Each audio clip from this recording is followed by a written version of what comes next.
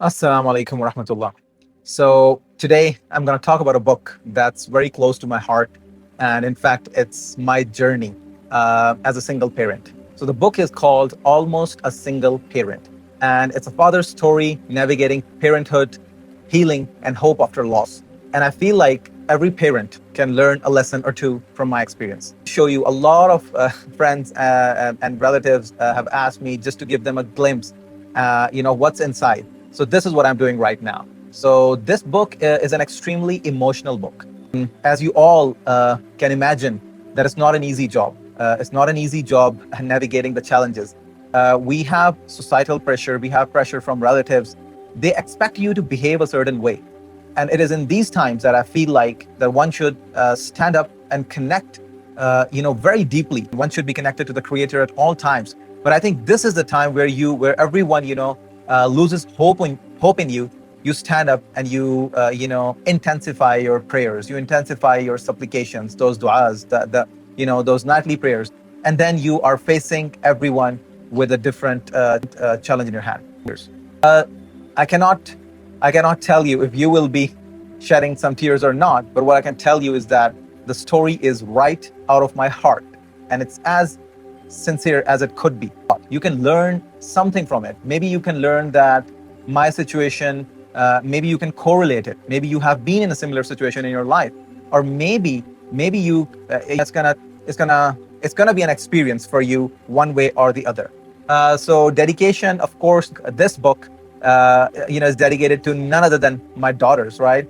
They were the force that actually, that gave me hope. They were the ones who gave me strength, and I had to hold them in my arms and leave the rest of the world behind. And I literally mean it. I had to leave everything behind, including my career, my job, whatever savings I had. I felt like this is the time that I need to stop. I need to stop my focus on whatever I was doing. And, I made my focus, I changed my focus, and I made it on my daughters. So a quick glance of the table of contents, what this contains: the storm, the initial unexpected loss of my wife, of my beloved wife. Then, the second part, and then it has those chapters, how I dealt with it, the initial days, and one really interesting thing which I've mentioned in the book is that no matter how many YouTube moms I followed, I still failed. I mean, I just could not follow what they were trying to. I had to look up for recipes. I had to look up, how to change diapers and much more. And this actually talks about how my family gave me strength.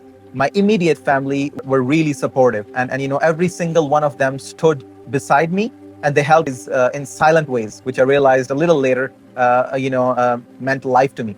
The second part is about finding strength, and how in those times, I had to make decisions, and those decisions were worthy decisions that actually gave me a lot of strength. And then, of course, there's embracing change, and now what I'm looking ahead and how I see their future. So the book actually starts with a letter, and that is a letter to my daughters, who are still very young, and actually ends with a letter.